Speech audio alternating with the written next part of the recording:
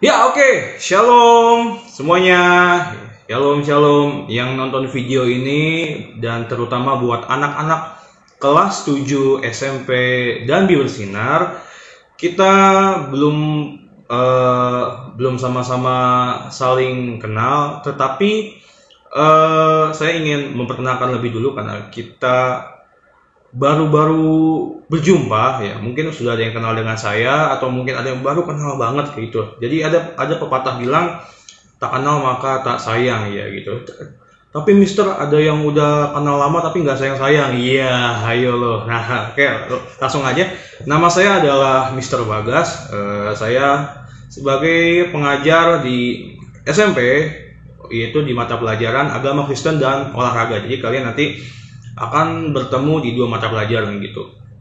Oke, langsung saja. Oke, teknisnya adalah seperti ini. Pembelajaran saya itu setiap bab baru itu ada lagu rohani yang baru gitu.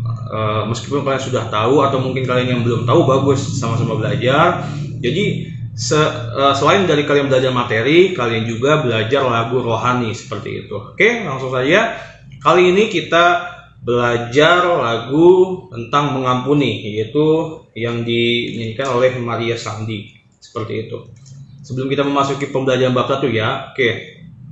Sebelum kalian memulai video ini, kalian harus siapkan buku tulis khusus agama Kristen, dan kalian siapkan alat tulisnya, pulpen, dan kalian siapkan buku materinya kelas 7 ya.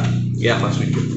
Oke, sambil kalian juga siapin stabilo atau mungkin kalian mau catat di bukunya atau kalian mau digaris bawahin aja pakai pulpen, silahkan seperti itu. Oke, langsung saja kita siapkan hati kita. Kita mau sama-sama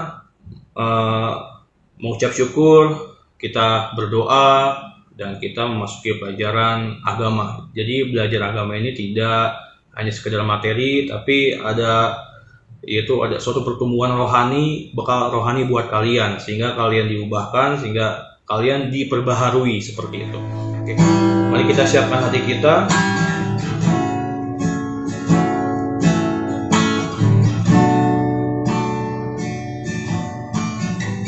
Kita mau fokus sama Tuhan.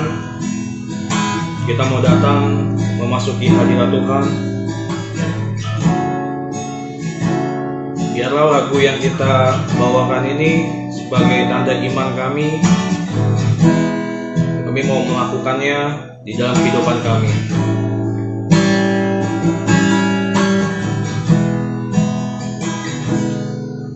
Ketika hatiku telah disakiti, ajarku memberi, hati mengampuni. Ketika hidupku telah dihakimi, ajarku memberi, hati mengasihi.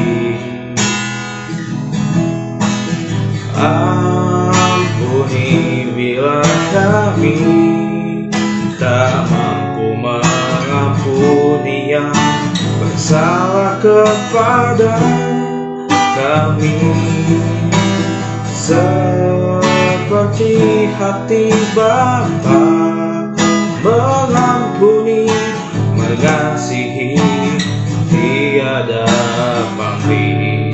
Mari kita ulangi lagunya dari awal. Katakan ketika hatiku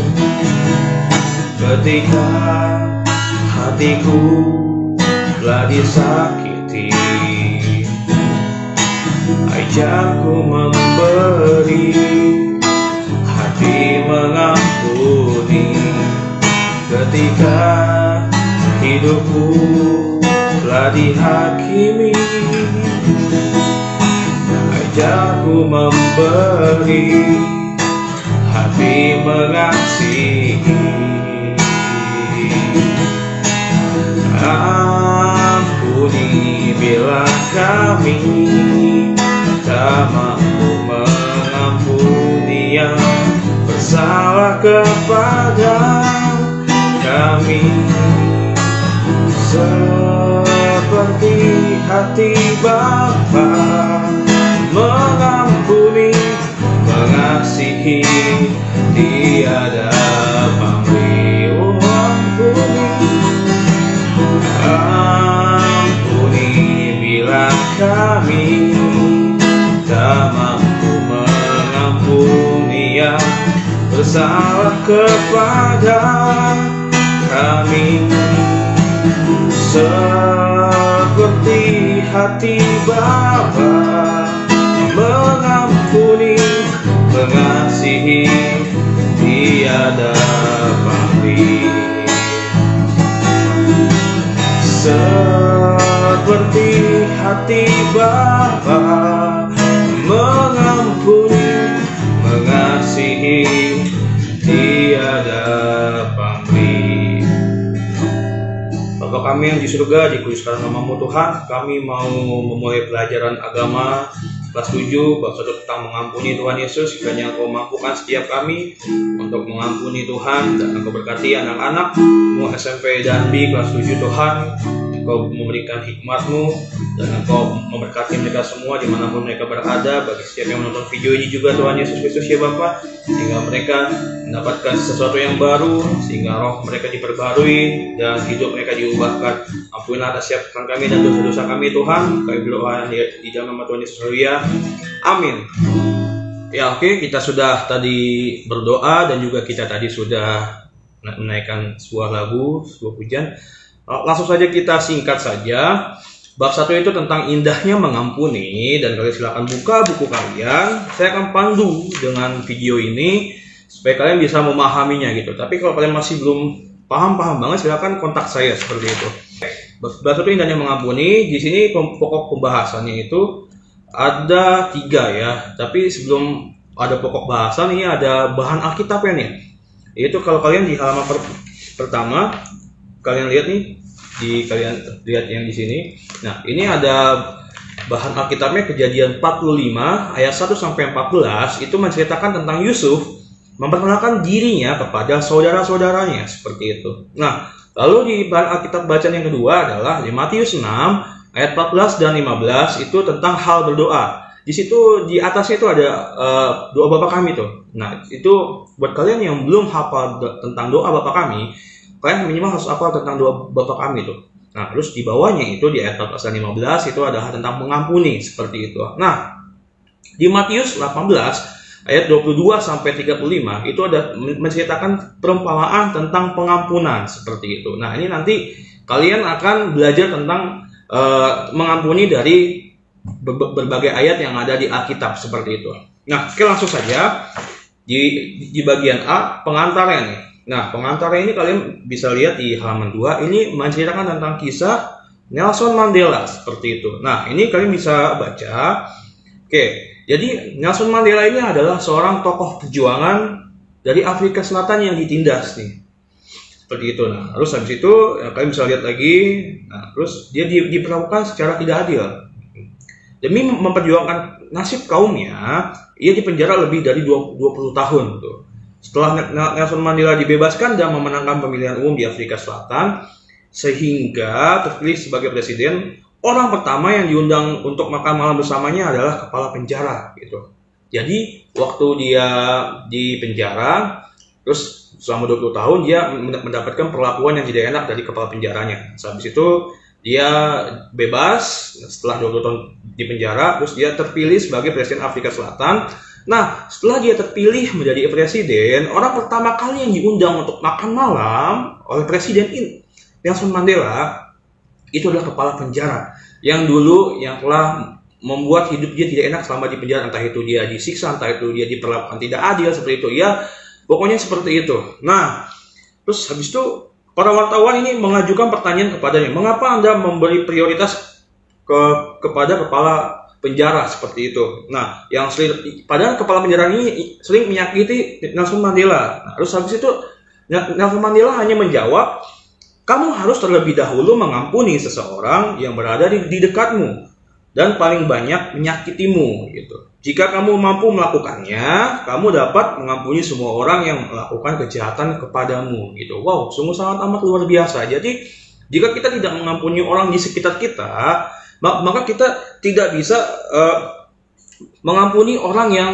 telah melakukan kejahatan yang jauh atau semua yang telah melakukan kejahatan kita. Minimal orang terdekat kita dulu, seperti itu. Setelah kita mengampuni orang terdekat kita, maka setiap orang yang melakukan kejahatan, terus kita bisa mengampuni. Contohnya misalkan kita mengampuni adik kita karena adik kita telah jahil nih. Nah, habis itu jika kita sudah bisa mengampuni kejahilan adik kita, terus maka kita bisa mengampuni teman-teman kita yang sudah jahil sama kita, seperti itu. Nah, bedanya jika kita nggak bisa mengampuni adik kita yang telah jahil kepada kita, entah itu adik, entah itu kakak gitu. Nah, di saat temannya jahil atau di saat kalian dijahilin oleh orang lain, kalian pasti bakal nggak terima gitu. Karena kalian dari rumah pun nggak pernah mengampuni, memaafkan kesalahan adik atau kakaknya, seperti itu. Nah, ini di sini perlu yang kalian garis bawahi atau kalian stabilo, boleh diwarnain. Mengampuni berarti membebaskan dirimu dari kebencian dan membiarkan perasaan damai menguasai hatimu, seperti itu. Nah, jadi mengampuni adalah sesuatu melepaskan kebencian gitu. Jadi kita ya yang rasa-rasa nggak enak itu dalam hati kita lepaskan. Terus kita memberi rasa damai di hati kita, seperti itu. Contohnya aja kan misalkan kalau kalian punya rasa kesal sama adik kalian di rumah, pasti kalian nggak mau ketemu sama adik kalian, ngapain terus jaga jarak, nggak mau ngomong seperti itu. Nah, maka nggak damai itu, nggak damai di dalam rumah kalian tidak ada yang namanya sukacita. Jadi ya kalian tiap kali ketemu adik kalian ya bawaannya dong kalau gitu, pasti orang kayak gitu. Nah, itu tidak ada damai sejahtera di hati kalian, seperti itu. Nah, sikap yang luar biasa bukan? Pernahkah kamu mengampuni atau diampuni seseorang gitu? Coba ceritakan pengalamanmu itu. Nah, habis itu setelah kalian menceritakan pengalamannya itu, kalian lalu nah, ada lagi nih. Apakah perasaan kamu setelah kamu mengampuni atau diampuni oleh seseorang itu? Nah, habis itu sebaliknya, misalkan kalau kalian begini loh, kalau kalian tidak pernah mengampuni atau diampuni, oke deh, kalian menceritakan pengalaman kalian yang nggak mau mengampuni atau kalian yang nggak pernah diampuni oleh orang lain, seperti itu. Ceritakan itu semua dan kalian tulis di dalam buku kalian atau kalian ketik di Word. Kalau kalian ada laptop, silakan ketik di Word. Habis itu kalian kirim soft copy-nya ke alamat email Mister gitu. Nanti ada alamat emailnya seperti itu. Dan kalau kalian Mister saya nggak punya laptop, oke, kalian ketik kalian tulis di buku tulis kalian. Habis itu kalian foto itu kalian bisa kirim ke email. Kalau email kalian masih sulit, boleh kirim ke WhatsApp saya, seperti itu. Nah, jadi intinya adalah kita belajar dari Bapak Nelson Mandela ini. Dia mau mengampuni orang yang telah menyakitinya sepanjang 20 tahun, itu kepala penjaranya gitu. Meskipun dia sudah menjadi presiden, bisa aja kan kalau dia sudah jadi presiden, dia telah membuat suatu perancangan yang supaya menjatuhkan kepala penjara ini gitu. Atau enggak kan sama aja seperti kisah Yusuf yang kalian bisa baca di Kejadian 45 ayat 1 sampai 14, di saat Yusuf disiksa dan bahkan dibuang ke dalam sumur dan dijual oleh saudara-saudaranya, dan akhirnya dia masuk penjara. Terus dia sebelum masuk penjara dia difitnah dulu. Nah, habis itu dia langsung itu prosesnya panjang dan dia berada di posisi teratas, tangan kanannya Firaun. Keren gak tuh? Nah, jadi itu pada waktu itu ada sebuah kejadian, yaitu kekeringan di seluruh penjuru bumi, seperti itu. Dan akhirnya dia bisa bertemu dengan saudara-saudaranya. Bisa aja di posisi teratas itu, di saat dia menjadi Firaun, dia bisa membuat peraturan, ini gue balas dendam nih, gue mau balas dendam gantian menyiksa saudara-saudaranya yang telah buang dia ke sumur, yang telah jual dia gitu. Tapi Yusuf enggak, sungguh amat luar biasanya. Yusuf mengampuni mereka, padahal mereka telah berbuat jahat sama Yusuf nih. Tapi Yusuf mempunyai pikiran bahwa gini, apa yang telah dilakukan saudara-saudaranya itu suatu perkenanan dari Tuhan supaya dirinya diproses. Nah, kalau saudara tidak melakukan itu, maka dia tidak bisa mendapatkan posisi seperti tangan kanannya Firaun. Wow, luar biasa.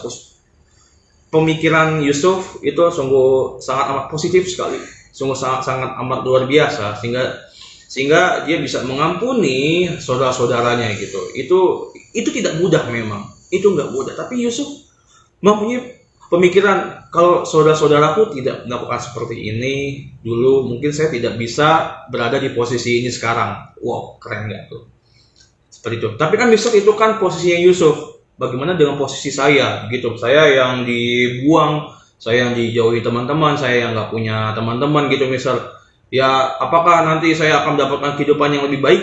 Iya, seperti itu. Kalian yakini dalam diri kalian bahwa kalian yakin dan percaya bahwa ini adalah suatu proses kayak gitu. Tetapi tanpa kalian berbuat jahat gitu. Bisa aja kan kalian dijauhi gitu, terus kalian telah dijahatin karena kalian telah lebih dulu berbuat jahat. Nah, itu kan berarti salah di diri kalian sendiri. Tetapi bedanya kalau kalian tidak salah apa-apa, terus kalian berbuat baik seperti itu. Nah, tapi tiba-tiba kalian dijahati, dimusuhi. Nah, itu adalah sebuah proses seperti itu. Nah, nanti proses itu menuntun kalian ke sebuah kehidupan yang lebih baik seperti itu. Oke, langsung sekarang di bagian B. Nah, di bagian B ini memahami pengampunan. Nah, memahami pengampunan ini lihat di halaman 2. Setelah berbagi tentang perasaan ketika mengampuni dan diampuni, nah sekarang kalian tulis nih pemahaman tentang arti mengampuni menurut kalian sendiri. Jadi kalian tulis di buku tulis atau boleh kalian ketik di laptop dan kirim soft copy-nya. Pokoknya peraturannya sama kayak tadi. Kalau bagi yang nggak punya laptop silahkan ditulis buku tulis dan difoto, dikirim ke saya seperti itu. Nah, tulisnya tentang menurut kalian mengampuni itu apa sih seperti itu. Nah, habis itu kalian tulis lagi nih di bawahnya, mengapa pengampunan penting bagi orang Kristen sih? Kenapa sih kayak gitu? Apakah orang Kristen itu identik dengan pengampunan seperti itu? Apakah menurut kamu dalam hidup ini kita perlu mengampuni orang lain? Perlu nggak tuh? Kenapa tuh? Sebaliknya, apakah kita membutuhkan pengampunan dari orang lain? Nah, ketika kalian telah berbuat salah, apakah kalian membutuhkan pengampunan dari orang lain? Nah, itu kalian harus kerjakan itu supaya saya mengetahui kalian sudah sampai mana pengetahuan dasar tentang mengampuni dan tentang pengampunan seperti itu. Nah, oke, silakan lanjut ke kegiatan 2 di halaman 3. Lihat yang bagian atasnya gitu. Lihat, ini perlu kalian garis bawahi juga ya, dan perlu kalian tandai.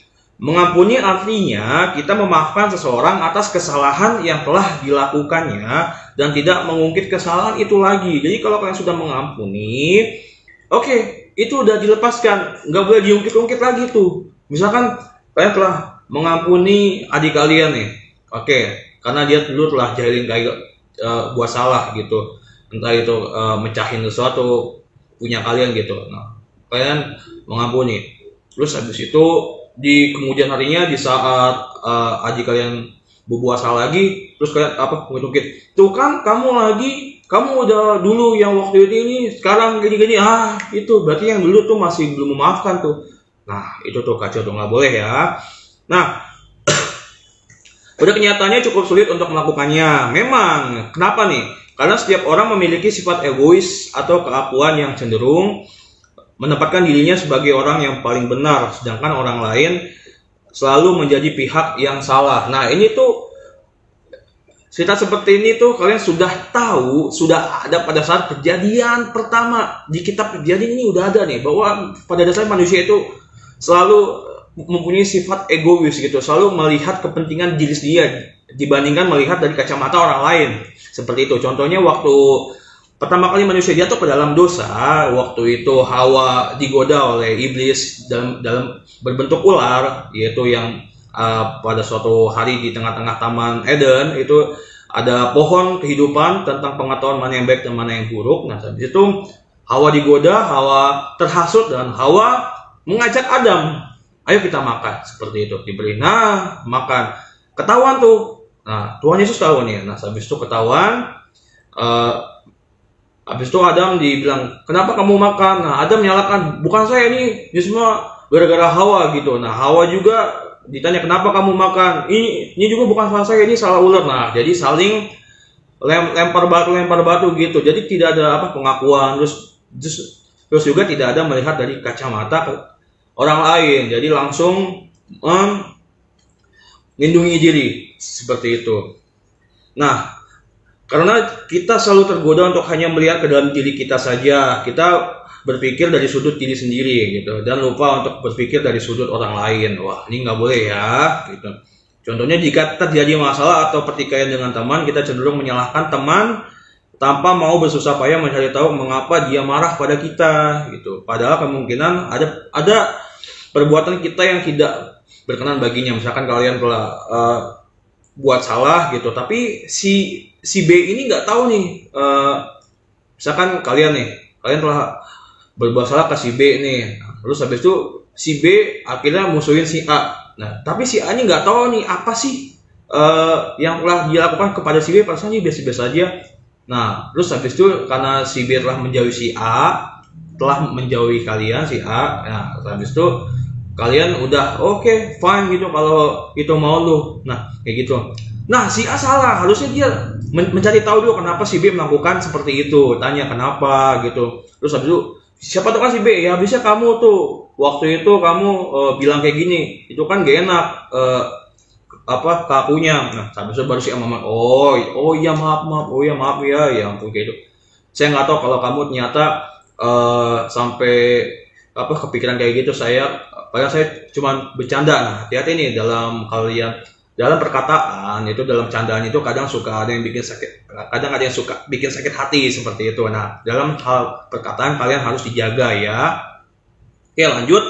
Banyak orang mengira mengampuni berarti melupakan masalah, merelakan kesalahan orang lain, membebaskan diri dari kebencian, dendam, dan marah. Ya, ini salah nih gitu. Jadi jika kalian mengampuni, udahlah, orang gua udah lupa gitu, udahlah, lupain aja kayak gitu. Terus habis itu misalkan kalau kalian punya masalah dengan si B ini nih gitu, terus ngomongnya sih kalian udah memaafkan nih, udah gua sih udah mengampuni, tapi suatu saat ketemu sama orangnya udah males, udah lupa, udah apalagi dengan kata-kata gini, udahlah gua cukup tahu aja lah gitu, udah gua cukup tahu. Nah, itu tuh bahaya tuh. Cukup tahu, udah gue cukup tahu aja yang macam gitu. Memaafkan tapi setengah-setengah gitu. Cukup tahu aja udahlah.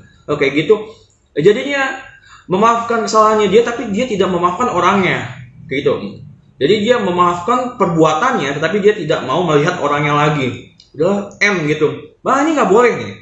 Terus sebenarnya mengampuni itu adalah perbuatan yang terutama kita lakukan untuk diri kita sendiri tanpa melupakan orang yang menyakiti kita. Nah, seperti itu. Jadi mengampuni sepenuhnya menerima, seperti itu.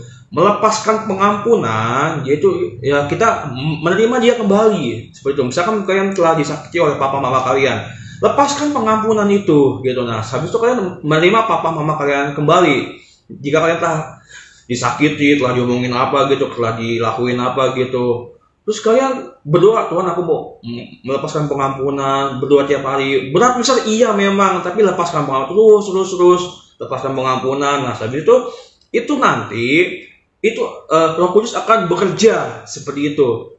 Nah, habis itu kalian mulai membiasakan diri menerima papa mama kalian gitu. Nah, habis itu jangan sampai kalian lepaskan pengampunan tapi kalian nggak mau ngelihat muka papa mama kalian. Itu salah. Melepaskan pengampunan tapi tetap kalian berinteraksi, menerima perbuatan mereka. Ya, welcome kembali seperti itu. Ajak bicara, ngobrol, kayak gitu. Maafin aku. Ya, itu keren. Itu sumpah keren banget. Nah, lanjut. Nah, ini yang perlu kalian garis bawah ya. Dengan mengampuni kita melepaskan diri kita dari amarah dan dendam, bukan melepaskan orang lain dari pikiran kita. Nah, jadi waktu kalian mengampuni itu kalian udah lepaskan kesalahannya gitu. Nah, lepaskan dan tidak melepaskan orang lain. Jadi kayak udahlah bodo amat kayak gitu, dia udah nggak ada di hidup gue, udah dihapus, udah diblokir WhatsApp-nya. Wah, itu kacau tuh. Bagian kayak gini bertobat ya. Oke, langsung. Nah, di bagian akhir, apakah mudah untuk melupakan rasa sakit hati kita? Dalam beberapa kasus sangat sulit untuk menyembuhkan luka hati dan rasa benci. Tapi perlu diingat bahwa pengampunan itu dapat berarti hal seperti berikut ini nih. Contohnya nih nanti di nomor 1 ini kan ada tentang air putih, terus ada kopi dan juga atau teh. Nah, terus kalian ini diberatkan air putih ini bening, terus jika ditetesi dengan air teh atau air kopi, maka air putihnya ini akan berwarna. Nah, seperti itulah hatimu diubahkan dari putih menjadi hitam, pokoknya menjadi keruh oleh kesalahan orang lain. Nah, jika kalian tidak mengampuni, maka hati kalian itu tetap menjadi keruh. Nah, caranya itu supaya kalian mengampuni adalah kalian kosongkan diri kalian berserah pasrah sama Tuhan, lepaskan pengampunan, tuang airnya, kosongkan diri kalian, biarkan Tuhan isi kembali, Tuhan penuhi kembali, supaya kalian bersih kembali gitu, berdoa sama Tuhan. Nah, yang kedua, tidak berarti kita bersedia terluka untuk kedua kalinya. Nah, Yusuf memastikan bahwa saudara-saudaranya telah berubah dan dia tidak akan menjadi korban untuk kedua kalinya. Jadi, kamu dapat mengampuni, tetap tidak menyerahkan dirimu untuk menjadi korban kemarahan ataupun tindakan negatif lainnya. Jadi, maksudnya adalah bahwa kalian telah kembali menerima saudara-saudaranya dan kalian melupakan emosi kalian. Jadi, yang tadinya kalian punya marah, punya dendam, itu udah dilupain. Jadi, udahlah gitu, tetap rekam seperti itu.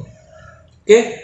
Cukup sekian dari saya, karena saya tidak mau panjang-panjang, karena ini kita dan materinya sudah ada di buku, dan saya hanya menjelaskannya sedikit demi sedikit. Nah gitu. Tapi kalau kalian masih butuh penjelasan, silakan hubungi saya. Dan jika kalian ada hal yang ingin kalian doakan, silakan hubungi saya dan saya akan bantu dalam doa. Dan jika hal yang ingin kalian sharingkan, silakan hubungi saya. Dan saya sangat amat welcome dengan kalian, dan anggap saya seperti kakak rohani kalian sendiri. Seperti itu. Penting sekali mempunyai kakak rohani supaya kalian pertumbuhan rohaninya dituntun, dipantau gitu. Jangan lupa baca Alkitab setiap hari, berdoa setiap hari. Oke, cukup sekian dari saya, kita berdoa.